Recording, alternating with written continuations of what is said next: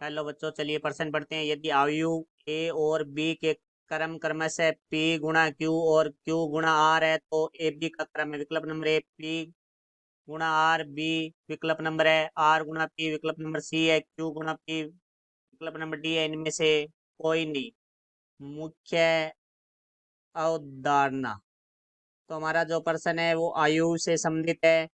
यदि हमारे पास दो आयु है जिनके क्रम दिए हुए हैं हमें, जैसे एक आयु ए है जिसका क्रम हमें एम गुणा एन दिया हुआ है, और दूसरा आयु हमारे पास बी है, यदि उसका क्रम है वो एन गुणा पी दिया हुआ है। तो यदि हमें ए बी का क्रम निकालना है तो पहले तो ये देखना होगा कि पहले आयु के स्तंभों की संख्या और दूसरे आयु के पंक्तियों की संख्या बराबर होनी चाहिए। तो जैसे यहाँ पहले आयु है उसके पंक्तियों स्तंभों की संख्या और दूसरे आयु की पंक्तियों की संख्या हमारी बराबर है, तो इसका जो क्रम है गुणा करने पे आएगा वो आएगा पहले आयु के पंक्तियों की संख्या जो कि हमारे पास जैसे एम है, और दूसरे आयु के स्तंभों की संख्या जो कि हमारे पास है पी है, क्योंकि पहली जो संख्या है वो पंक्तियों की संख्या को दर्शाता है और दूसरी जो संख्या है वो हमारे स्तंभों को दर्शाता है। तो यहाँ ए गुणा बी है, वो उसका क्रम है वो एम गुणा पी होगा। तो अब हम पर्सन की बात करते हैं। तो पर्सन में हमें ए दिया हुआ है, उसका जो क्रम दिया हुआ है वो दिया हुआ है पी गुणा